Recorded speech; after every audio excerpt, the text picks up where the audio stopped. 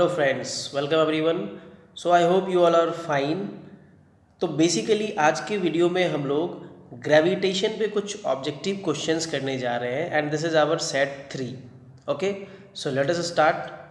तो हमारा पहला क्वेश्चन है, the mass of a stone is 60 kg on earth, what is its mass on the moon. ठीक है, सो इजी क्वेश्चन है। एक स्टोन है, उसका अर्थ पे मास कितना है 60 kg, तो मून पे कितना होगा।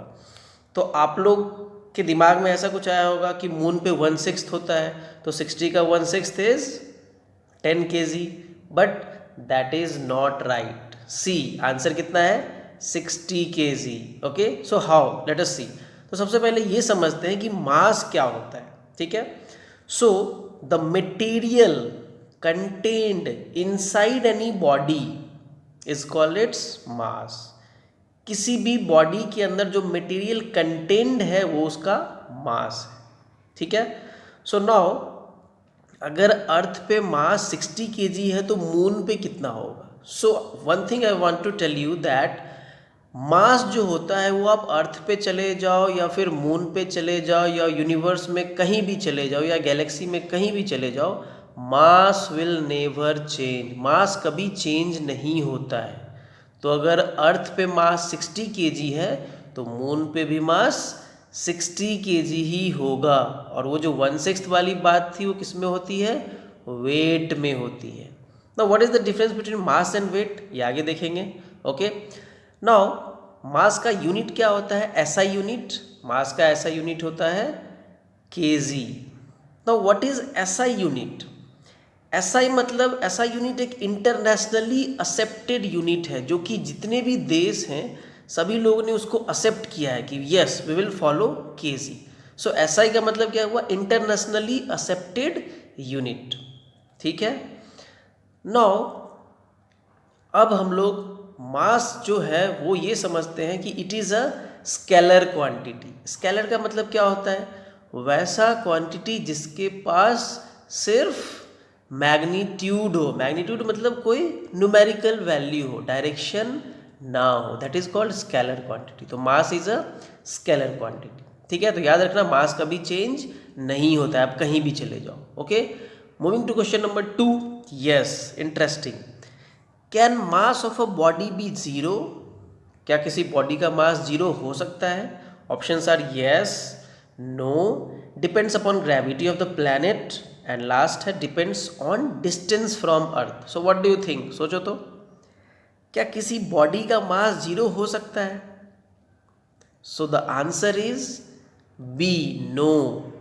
कभी भी किसी बॉडी का मास जीरो नहीं हो सकता है। Okay, so always remember, right. Now moving to question number 3, what is the SI unit of weight. जैसा कि मैंने आपको ऑलरेडी बताया, एसआई यूनिट मतलब इंटरनेशनली एक्सेप्टेड यूनिट को हम एसआई यूनिट बोलते हैं। Okay, now here comes the topic weight. अब वेट क्या होता है, ठीक है। सो वेट इज बेसिकली, अगर हम मास ऑफ अ बॉडी को जो भी उस प्लैनेट का ग्रेविटी है उससे मल्टीप्लाई कर देंगे, देन वी गेट वेट। तो वेट का फॉर्मूला क्या होता है, weight is equal to mass into force of gravitation. और अर्थ पे फोर्स ऑफ ग्रेविटेशन कितना होता है, 9.8 मीटर पर सेकेंड स्क्वायर। ठीक है, तो अगर वेट का यूनिट पूछा जाए तो बहुत लोग केजी बोल देंगे, ए इज द आंसर, आपको ऐसा लगेगा, but no, KG is not the answer. KG mass का यूनिट होता है। तो वेट का यूनिट क्या होता है, अभी मैंने फॉर्मूला बताया, आप खुद से निकाल सकते हो। Weight is equal to mass into gravity. तो मास का क्या होता है केजी और ग्रेविटी का मीटर पर सेकेंड स्क्वायर। तो what is the unit of weight, kg metre per second square, और उसको हम न्यूटन भी कहते हैं, राइट। सो यहाँ पे आंसर हो जाएगा both B and C. Unit of weight is KG metre per second square and newton also. Perfect, okay, KG metre per second square को न्यूटन कहते हैं, right. Now moving to question number 4। या so what is the weight of a body at center of a earth. तो question interesting है। अगर हम किसी body को, आपको ये पता ही होगा कि हम लोग अर्थ के सरफेस पे रहते हैं, अर्थ के अंदर नहीं रहते हैं। बहुत लोगों को ये भी कन्फ्यूजन होता है कि हम अर्थ के अंदर रहते हैं। No, we are living on surface of the earth. ठीक है, तो अगर हम सरफेस ऑफ द अर्थ से अर्थ के नीचे जाएं, अंदर सेंटर की ओर, तो किसी ऑब्जेक्ट का वेट क्या होगा? सेम रहेगा जैसा कि ए में है, same as on surface of the earth. B में है बिकम्स 1/6 तो नहीं होगा क्योंकि ये मून का होता है, राइट। सी में है 0 मे बी, एंड डी में है weight becomes double. Okay, so let us see the answer. Answer is C 0। कैसे? सो ऑलवेज रिमेंबर, आपको पता होगा अर्थ में क्या होता है, क्रस्ट, मेंटल, कोर, और कोर के पास अगर हम पहुंच जाएंगे तो हम सेंटर पे पहुंच गए, राइट। तो whenever you move downward to the surface of earth, आप अर्थ के सरफेस से जब भी नीचे जाएंगे तो ग्रेविटेशन का वैल्यू क्या होते जाएगा, कम होते जाएगा। और अगर ग्रेविटेशन का वैल्यू कम होगा तो वेट भी क्या होगा, कम होते जाएगा, क्योंकि वेट इज इक्वल टू क्या होता है, मास इनटू फोर्स ऑफ ग्रेविटेशन या फोर्स ऑफ ग्रेविटी। ठीक है, तो जैसे अगर आप सेंटर पे पहुंच जाओगे तो सेंटर पे फोर्स ऑफ ग्रेविटी का वैल्यू होता है 0, तो वेट भी कितना हो जाएगा, 0। ओके, और ऑलवेज रिमेंबर, अगर हम सरफेस ऑफ अर्थ से ऊपर जा रहे हैं फिर भी क्या होगा, वेट धीरे धीरे धीरे धीरे घटते चला जाएगा, और एक ऐसा पॉइंट आएगा जहाँ पे वेट 0 हो जाएगा। तो ऑलवेज रिमेंबर, सरफेस ऑफ अर्थ पे वेट इज मैक्सिमम, या फिर आप ऐसा बोल सकते हो ग्रेविटी का जो फोर्स होता है वो मैक्सिमम होता है। नीचे जाएंगे तो घटते जाएगा, सेंटर पे 0, और ऊपर जाएंगे फिर भी घटते जाएगा। Now moving to question number 5। Yes, यहाँ पे देखो क्वेश्चन भी आ गया, व्हाट इज वेटलेसनेस? वेटलेसनेस क्या होता है? तो वेटलेसनेस बेसिकली एक कंडीशन होता है जिसमें किसी बॉडी पे कोई भी फोर्स ऑफ ग्रेविटी नहीं लगता है। ओके, तो अगर फोर्स ऑफ ग्रेविटी नहीं लगेगा तो क्या होगा, ए ऑप्शन में क्या है, वेट बिकम्स 0। यस, अगर ग्रेविटी नहीं लगेगा, W is equal to M into G होता है, अगर G 0 हो जाएगा, ग्रेविटी नहीं लगेगा, तो वेट भी कितना हो जाएगा, 0। सो ए इज राइट। मास बिकम्स 0, क्या मास 0 हो सकता है? तो बी तो बिल्कुल नहीं होगा। See, force of gravity becomes 0। Yes, force of gravity 0 हो जाता है। सो यहाँ पे आंसर क्या होगा, बोथ ए एंड सी। तो वेटलेसनेस एक ऐसा कंडीशन है जहाँ पे फोर्स ऑफ ग्रेविटी 0 हो जाता है, और फोर्स ऑफ ग्रेविटी 0 होने के कारण वेट भी 0 हो जाता है। तो जब भी एस्ट्रोनॉट वगैरह ऊपर जाते हैं, ऊपर कहाँ, अर्थ के सरफेस के ऊपर, मून की ओर या स्पेस में जाते हैं, तो जहाँ एक पॉइंट ऐसा आता है जहाँ अर्थ अपना ग्रेविटी नहीं लगा पाता है, 0 वैल्यू हो जाता है, तो वो पोजीशन क्या कहलाता है, वेटलेसनेस। इसलिए आपने देखा होगा बहुत सारे पिक्चर्स में, नील आर्मस्ट्रॉन्ग गए हैं मून पे, तो वहाँ पे तो कुछ ना कुछ ग्रेविटी रहता है, बट 1/6 रहता है। तो वो लोग बेसिकली अगर एक कदम भी छलांग लगाते हैं तो बहुत लंबा दूरी तक ट्रैवल करते हैं, राइट। और अगर स्पेस में आप अगर ऐसा करोगे तो यू कैन इमेजिन कि बेसिकली वहाँ पे कुछ फोर्स ही नहीं रहेगा, क्योंकि वेट आपका 0 हो जाएगा। ठीक है, और हमने नासा ने ऐसा किया है, नासा आपको पता होगा US का स्पेस एजेंसी है, तो उसने क्या किया, अर्थ पे ही एक ऐसा क्रिएट किया है जहाँ पे अगर आप जाओगे तो डायरेक्टली आप वेटलेसनेस को फील कर पाओगे, right. Okay, now moving to question number 6 question में है, what is the formula of pressure? तो सबसे पहले ये समझते हैं कि प्रेशर क्या होता है। यहाँ पे 4 ऑप्शंस हैं, ठीक है। तो सबसे पहले ये समझते हैं प्रेशर क्या होता है, ठीक है। So pressure is basically force applied per unit area, ठीक है। प्रेशर क्या होता है, जैसे ही हम फोर्स अप्लाई करते हैं किसी पर्टिकुलर एरिया पे, तो वो क्या कहलाता है, pressure. So force applied per unit area is called pressure. तो इसका आंसर क्या हो जाएगा, देखो, A is pressure is equal to force into area, no बिल्कुल नहीं। B is pressure is equal to force upon area, yes it may be. Pressure is equal to area upon force, no. Pressure is equal to mass into area, no, so the correct answer is B. Pressure is equal to क्या होता है, force upon area. ठीक है, okay, now moving to question number 7। What is the SI unit of thrust. अब ये thrust क्या होता है, फोर्स तो हमने सुना अभी कि फोर्स बेसिकली एक बल होता है जिसको हम लोग किसी ऑब्जेक्ट पे लगा सकते हैं। तो उस ऑब्जेक्ट पे अगर मैंने फोर्स लगाया तो किसी पर्टिकुलर एरिया को प्रेस करके ही लगाएंगे, तो प्रेस करने पे क्या आ जाएगा, फोर्स अपॉन एरिया, प्रेशर आ जाएगा। बट ये थ्रस्ट क्या होता है, so thrust is nothing, thrust is a force, thrust एक फोर्स ही है। बट डिफरेंस इज कि अगर किसी फोर्स को हम 90 डिग्री पे किसी सरफेस के लगाएंगे, then that force is called thrust. उस फोर्स को क्या बोलेंगे, थ्रस्ट बोलेंगे। तो अगर नॉर्मली फोर्स लग रहा है तो उसको फोर्स बोलेंगे, अगर 90 डिग्री पे फोर्स लग रहा है किसी भी सरफेस के तो उसको क्या बोलेंगे, thrust. Clear. Now what is the SI unit of thrust, तो अभी मैंने बताया thrust is same as force. तो फोर्स का एसआई यूनिट क्या होता है, न्यूटन। तो थ्रस्ट का भी एसआई यूनिट क्या होगा, डी न्यूटन। अब ये जो आप देख रहे हो पास्कल ए में, ये पास्कल किसका यूनिट होता है, so pascal is the SI unit of pressure. Force upon area का यूनिट प्रेशर होगा। अगर फोर्स अपॉन एरिया करेंगे तो फाइनली में प्रेशर मिलेगा, और प्रेशर का यूनिट क्या होगा, पास्कल। बी में है न्यूटन पर मीटर स्क्वायर। तो न्यूटन किसका यूनिट होता है, फोर्स का, और मीटर स्क्वायर किसका होता है, एरिया का। सो न्यूटन पर मीटर स्क्वायर भी किसका यूनिट है, प्रेशर का। तो पास्कल और न्यूटन पर मीटर स्क्वायर दोनों इक्वल है। ओके, बट थ्रस्ट का ऐसा यूनिट क्या होता है, Newton.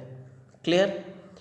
Okay, now moving to next. Yes, तो इस क्वेश्चन में आप देखोगे एप्लीकेशन ऑफ प्रेशर।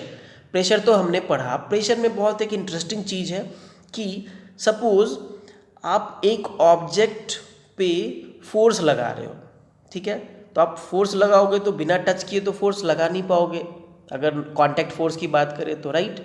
तो जैसे ही आप फोर्स लगाओगे तो कुछ ना कुछ सरफेस एरिया भी कवर होगा, ठीक है।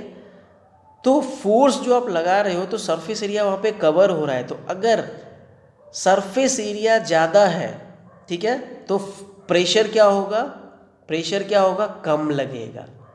ओके, और सरफेस एरिया अगर कम है तो प्रेशर ज़्यादा लगेगा। सो ऑलवेज रिमेंबर, प्रेशर और surface area is inversely proportional. अगर प्रेशर ज़्यादा लगाना है तो सरफेस एरिया को कम करना पड़ेगा, ठीक है, और अगर प्रेशर कम लगाना है तो सरफेस एरिया को ज़्यादा करना पड़ेगा। सो इसी पे ये क्वेश्चन है, why school bags have wide straps. आपने स्कूल बैग लिया ही होगा अपने स्कूल के टाइम में, राइट, अभी भी यूज़ करते होगे। सो स्कूल बैग जैसे कि आप कैरी करते हो अपने शोल्डर पे, तो उसका जो स्ट्रैप होता है वो वाइड होता है, थोड़ा चौड़ा पट्टी होता है। ऐसा क्यों होता है? सो ऑप्शन ए में है to carry heavier weights, B में है increase the surface area and increase pressure, दोनों पे यहाँ पे दोनों इंक्रीज हो रहा है। सी ऑप्शन है increase the surface area and reduce pressure, this में भी। डी में है टू लुक फैंसी। तो बैग का स्ट्रैप जो होता है वो थोड़ा चौड़ा क्यों होता है? तो इसका आंसर होगा, जैसे कि मैंने आपको बताया, C is the correct answer, increase the surface area and reduce pressure. कैसे, देखते हैं। सो अगर मान लो बैग का जो स्ट्रैप है वो हमने थोड़ा चौड़ा रखा है, तो चौड़ा रखने से क्या होगा, तो आपके जो शोल्डर का सरफेस एरिया है वो ज़्यादा कवर करेगा। तो अगर सरफेस एरिया ज़्यादा कवर कर रहा है तो आपके शोल्डर पे जो बुक्स के लोड के फोर्स हैं वो कम लगेंगे, और अगर फोर्स कम लगेगा आपके शोल्डर पे तो आपको पेन कम होगा, आप इजीली बैग को कैरी कर सकते हो। बट इमेजिन कि अगर जो स्ट्रैप है वो बहुत पतला रहता तो क्या होता? या फिर आप ऐसा करो, जो आपका बैक का स्ट्रैप है उसको एक दिन आप थोड़ा सा मोड़ के देखो, उसको 2-3 राउंड मोड़ दो, तो वो क्या हो जाएगा, सरफेस एरिया अपने आप पतला हो जाएगा। तो आप उस दिन ऐसा फील करोगे कि जैसे सरफेस एरिया पतला हुआ, फोर्स आपके जो कंधे पे जो प्रेशर है वो ज़्यादा लगना स्टार्ट हो जाएगा और आपको पेन फील होगा, right. So that's Y back के स्ट्रैप को थोड़ा सा चौड़ा रखा जाता है, ताकि बच्चे को ज़्यादा प्रेशर शोल्डर पे ना हो और उसको पेन ना हो, वो कंफर्टेबली बैग को ले जाए, right. So increase the surface area and reduce pressure on the shoulder. Now moving to question number 9. Which of the following examples is a basic observation of force and pressure system? अभी जो मैंने बताया कि force अगर बढ़ेगा तो pressure घटेगा, तो इसके बहुत सारे यहाँ पे एग्जाम्पल्स हैं. तो कौन कौन से एग्जाम्पल्स हैं आपको ये बताने हैं. सो ए में है a sharp knife has a very thin edges. क्या ऐसा होता है? Sharp knife has a very thin edges. Yes, knife में देखो क्या होता है, जैसे कि नाइफ को अगर मुझे शार्प करना है तो उसके एज को मुझे थिन रखना पड़ेगा. क्यों? क्योंकि अगर थिन रहेगा, पतला रहेगा, तो वहाँ पे हम प्रेशर ज़्यादा लगा सकते हैं, सेम फोर्स लगाएंगे. और अगर पतला एज है तो प्रेशर हम ज़्यादा लगा सकते हैं. तो कम फोर्स लगा के भी हम ईजिली किसी चीज़ को कट कर सकते हैं, अपने वेजिटेबल को कम फोर्स लगा के ही कट कर सकते हैं. कब? जब उसके एजेस थिन होंगे. तो यहाँ क्या हुआ, यहाँ मैंने क्या किया, फोर्स यहाँ पे प्रेशर ज़्यादा लगा और एरिया मैंने कम कर दिया. ओके. बी में है the tip of a needle is sharp. Yes, आप कभी भी गौर करना, जो आपका निडल होगा उसका टिप कैसा होता है? शार्प होता है. वो शार्प क्यों होता है? ताकि देखो, शार्प इसलिए होता है कि जो एरिया है वो कम लगे. ठीक है, एरिया अगर शार्प होगा टिप तो उसका एरिया कम लगेगा. ओके, और एरिया अगर कम लगेगा तो प्रेशर ज़्यादा लगेगा, और प्रेशर ज़्यादा लगेगा तो ईजिली हम लोग जो सुई का काम है सिलना आर पार करके, वो हम ईजिली कर पाएंगे. Right. Now the C is broad tyres of tractors. Yes, ये आपने कभी गौर किया है क्या? ट्रैक्टर्स के जो पीछे वाले टायर होते हैं, दूसरा टायर, वो काफ़ी ब्रॉड होते हैं. ऐसा क्यों होता है? ऐसा इसलिए होता है ताकि जो पीछे का टायर होता है उसके ब्रॉड होने से वो जो कांटेक्ट सरफेस होगा, कांटेक्ट सरफेस जो होगा उस टायर का खेत के साथ, क्योंकि ट्रैक्टर्स हम लोग जनरली खेत में यूज़ करते हैं, खेत के साथ या रोड के साथ वो ज़्यादा होगा. और अगर ज़्यादा होगा वहाँ पे कांटेक्ट सरफेस, तो ग्रिप बहुत अच्छे से बनेगा, और ग्रिप बहुत अच्छे से बनेगा तो वहाँ पे प्रेशर कम लगेगा. अगर प्रेशर कम लगेगा तो क्या होगा, जो हमारा टायर है वो खेत के अंदर नहीं धंसेगा. राइट. और अगर जो टायर है वो पतला रहता तो सरफेस एरिया कम रहता, सरफेस एरिया कम रहता तो प्रेशर वहाँ पे ज़्यादा लग जाता, और प्रेशर ज़्यादा लगता तो वो खेत के अंदर धंस जाता, तो we can not work. So that's why tractor के जो टायर्स होते हैं पीछे वाले वो ब्रॉडर होते हैं. ओके. सो यहाँ पे तीनों ऑप्शंस करेक्ट लग रहा है, तो आंसर क्या हो जाएगा? D, all of the above. Right. Okay, now moving to last question, जो कि आपको बताना है. If mass of a boy is 10 kg, what is his weight on earth? हमारे पास एक लड़का है, बॉय है, जिसका वेट कितना है? 10 kg. ठीक है, तो उसका वेट अर्थ पे कितना होगा? अगर मास दिया हो और आपको वेट निकालना हो, so I think you can easily find. Apply the formula, W is equal to mass into force of gravity G, और G का वैल्यू कितना होता है अर्थ पे? 9.81 मीटर पर सेकेंड स्क्वायर. ठीक है, so I hope you can easily find the answer. तो ये क्वेश्चन आप लोगों को करना है. Okay, so just try to solve based on the formula W is equal to mg, और अपना आंसर्स कमेंट करो. ओके, सो लेट्स सी कौन कौन सही करता है. Right. So that's it for today. आज के लिए इतना ही. We will meet in the next one. तब तक के लिए bye bye, take care, have a good day.